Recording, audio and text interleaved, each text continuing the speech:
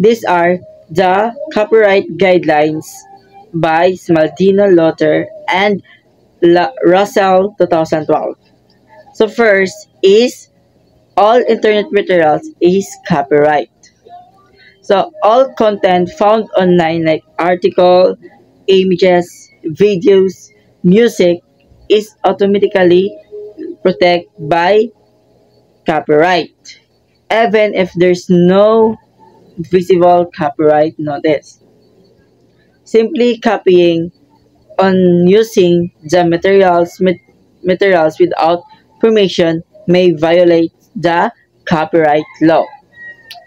For example, you find an image on Google and use it to your PowerPoint presentation or projects are already a copyright, even if there's no credits or without permission to the owner. Because instead of you should use royalty-free image, is you only use the image to the others without permission. So instead of make your own images, or instead of using the images to the others, is you make your own image to avoid copyright. So second is emails are copyright.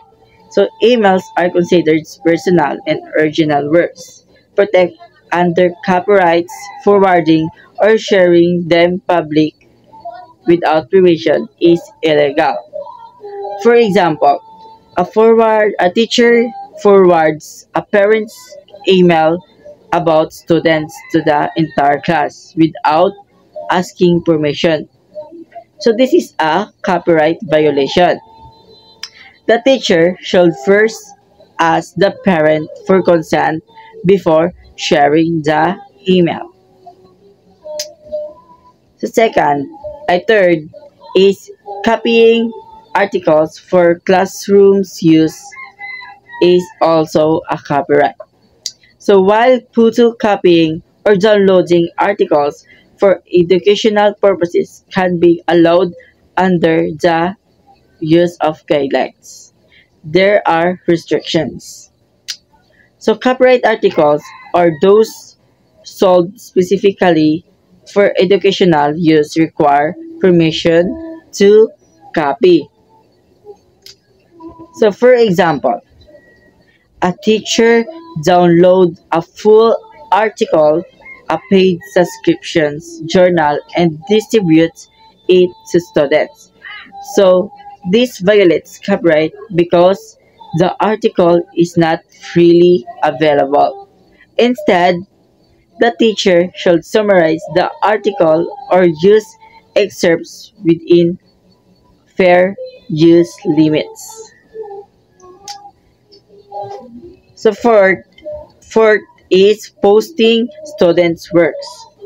So students own the copyright to their original works, like poem, essays, projects.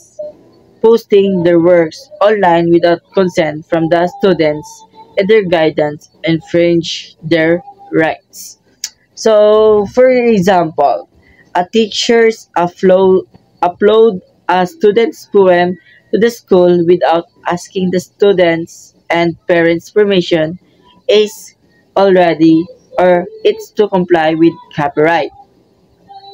So the teacher must get written consent from the students and their parents before sharing to avoid copyright.